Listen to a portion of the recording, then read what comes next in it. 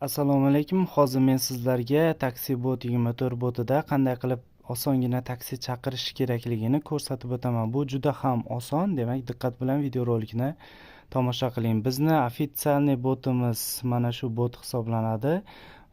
Aslo adashmang va mana shu botni Telegram orqali bemalol qidirib o'zingizga osongina taksi chaqirib olsangiz bo'ladi. Demak, botga kirganimizdan so'ng start boshlash yozuvini ustiga bosib o'tamiz va bu yerda taksi chaqirish tugmasi joylashgan. Mana bu yerda birinchida joylashgan. Ustiga bosamiz. O'zingizni telefon raqamingizni kiritib o'tasiz. Albatta ishlayib turgan, chunki haydovchi siz bilan bog'lanadi, shuning uchun kerak bo'ladi. Demak, raqamni kiritdik va jo'natamiz. Shundan so'ng lokatsiyani yuborib o'tamiz, ya'ni siz turgan lokatsiya. Xohlasangiz bu yerda lokatsiyani yuborish tugmasi orqali yoki xohlasangiz mana buni ustiga bosib o'zingizni oddiy lokatsiyangizni tashlasangiz ham bo'ladi. Pastdagi tugmani ustiga bosamiz. Xo'sh, yuboriladi. Demak, ustiga bosib o'tamiz va bizni o'sha turgan lokatsiyamiz avtomatik tarzda yuboriladi. Bu sizni lokatsiyangiz siz joylashgan joydan 5 kilometr radius ichidagi barcha bo'sh haydovchilarga yuboriladi. Va o'sha bo'sh haydovchilar mana shu buyurtmani qaysi biri birinchi bo'lib olsa, albatta sizda o'sha kim olganligi hammasi ko'rinib turadi va bu yerda demak, buyurtmangiz yuborildi. Yaqin haydovchilar bitta. Bizni yaqin atrofimizda hozircha bitta bo'sh haydovchi bor. Bu balkim 10 ta bo'lishi mumkin, balkim 15 ta bo'lishi mumkin. Bu albatta hammasi ko'rsatib o'tiladi.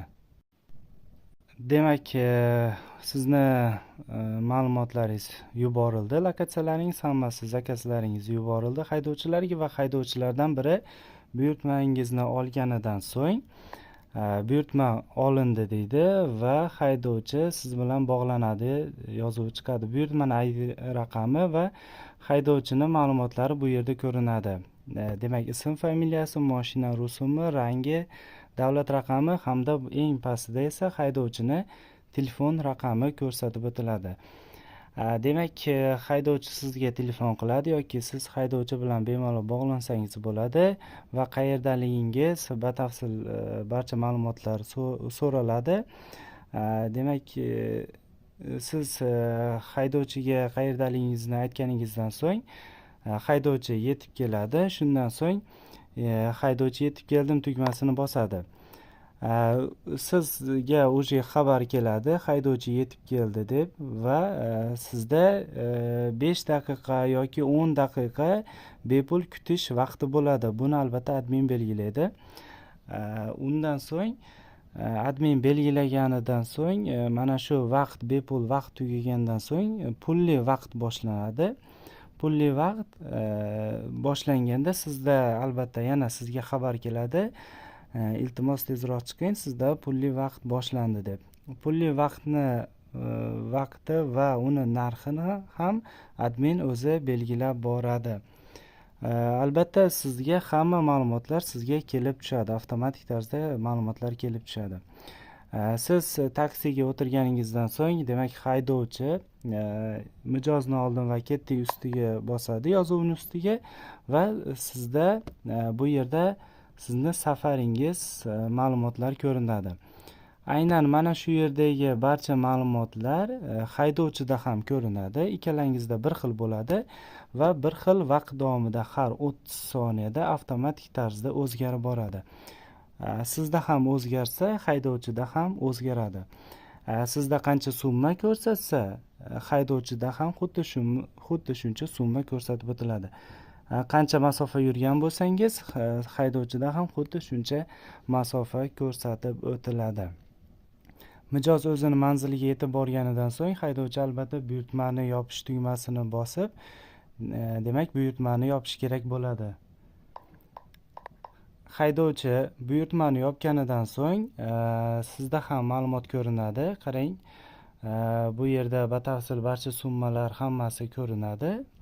Ya'ni jami summa siz o'sha haydovchiga beriladigan summangiz hisoblanadi. Bu yerda kilometr masofangiz hammasi ko'rsatib o'tiladi.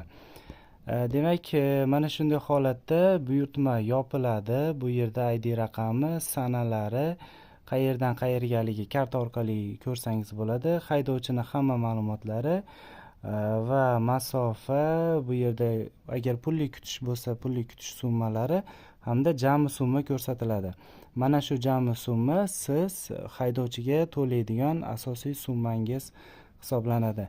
Mana shunday holatda demak osongina ushbu bot orqali taksi chaqirib, demak osongina manzilingizga yetib olsangiz bo'ladi. Albatta yurgan kilometr uchun pul to'lanadi xolos.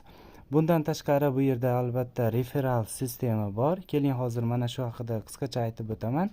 Hozircha referral sistemamiz bor. Ushbu referral sistema orqali siz mana shu botga boshqa foydalanuvchilarni jalb qilishingiz kerak bo'ladi. Ushbu tugmani ustiga bosganingizdan so'ng bu yerda referral silkangiz joylashgan. Mana shu silka referral havolani boshqa do'stlarga yuborib o'tasiz va o'sha do'stingiz mana shu havola orqali ushbu botga kirib start bosganidan so'ng har bitta do'stingiz uchun 500 so'm beriladi. Bu hozircha ko'rsatib o'tilgan, balki 1000 so'm bo'lishi mumkin, balki 2000, balki 100 so'm bo'lishi mumkin. Bu albatta admin o'zi belgilab o'tadi. Undan so'ng taklif qilinganlar sanog'i, soni hamda summasi ko'rsatib o'tiladi. Sizda summa yig'ilib qolsa, osongina chiqarib olsangiz bo'ladi. Bu juda ham oson. Bu yerda referral balansingiz 5000 so'mdan oshganidan so'ng mana shu referral tizimni pastki qismida pullarni chiqarib olish tugmasi avtomatik tarzda paydo bo'ladi. O'shani ustiga bosib, o'sha yo'nalish bo'yicha harakatni davom ettirasiz. Karta so'raydi sizdan, kartani egasini ism familiyalarini so'raydi va qancha summa chiqarib olishingizni so'raydi. Shuni hammasini ko'rsatib to'ldirib o'tganingizdan so'ng yuborasiz va admin ko'rib o'tadi va kerakli bo'lgan summani sizni o'sha yuborgan kartangizga tushirib beradi. Albatta siz o'zingizni kartangiz bo'lishi kerak hisoblanadi. Boshqa begona kartalardan foydalanishingiz mumkin emas.